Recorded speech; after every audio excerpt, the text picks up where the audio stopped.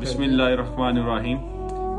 अल्लाह रब्बुल इज्जत फरमाते हैं कुरान पाक में, मन ज़ल्लज़ी युक़रिदुल्लाह क़र्ज़न हसनन, कौन है जो अल्लाह के रास्ते में कर्ज़े हसना दे।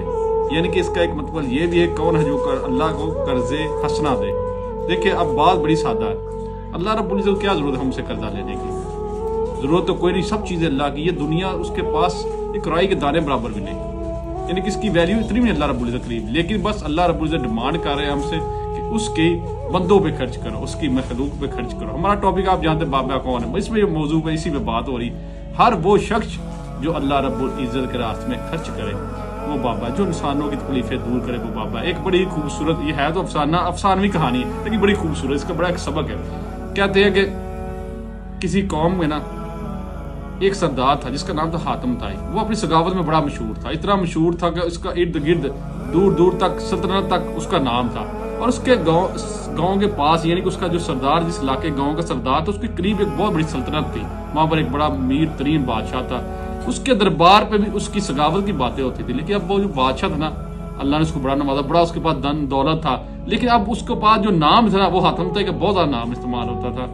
अब वो उससे हसद करना शुरू कर दी। जब उसने हसद करना शुरू कर दी तो अब उसने फैसला किया, मैं ऐसा करूंगा, हातिम ताई के कबीले में हमला करूंगा, उस कबीले को जड़ से अखाड़ फेंकूंगा और हातिम ताई को खूब जिल्लत और रसवाई का, मेरे हाथ से रसवाई का सामना करेंगे। अब उसने फैसला किया, जब ये खबर हातिम ताई तक पहुंची तो हातिम ताई को जब उन्होंने कहा ये फलाना बादशाह हमारे साथ हमला करने के लिए आ रहा है, तो हातिम ताई ने पूछा इसका पर्पस क्या क्या था। उसका पर्पस सिर्फ यही है कि वो आपसे हसद रखता है, आपको वो रुसवा करना चाहता है। तो हातिम ताई ने कहा यही बात है तो फिर मेरी वजह से क्यों लोग माज अल्लाह इधर या उधर से मरे।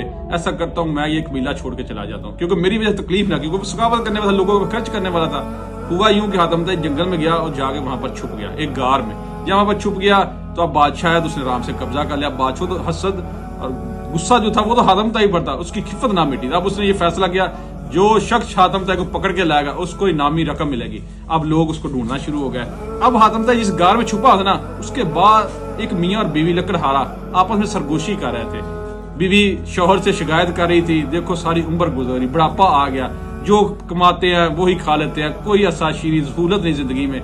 चलो कोई हातिम ताई हमारे हाथ लग गया तो हमें ये नामी रकम हमारा बुढ़ापा अच्छा गुजर जाए। जब हातिम ताई ने ये बात सुनी ना तो वो फौरन बाहर आया और आया उस लकड़हारे औरत और मर्द के पास, जो बूढ़े थे उनके पास आया। उसने कहा ऐसा करो, अगर मेरी वजह से तुम्हें फायदा हो रहा है तो मेरी भी जिंदगी का फायदा क्या, मैंने सारी उम्र लोगों को फायदा किया, मेरे पास पैसे नहीं, लेकिन मेरी जिंदगी की वजह से तुम्हें फायदा हो जाए तो तुम मुझे ले जाओ और अपना आखिर संभालो। अब जो बुजुर्ग औरत थी और मर्द थे वो लकड़हारा, वो बड़े परेशान हुए। उन्होंने कहा ये तो बड़ी अजीब बात, हम ऐसा नहीं करें। जब ये शोरोगुल हो रहा था, बहस करार हो रही थी, तो कुछ और आदमी जमा हो गया। अब वो सब ने कहा मैंने हातिम ताई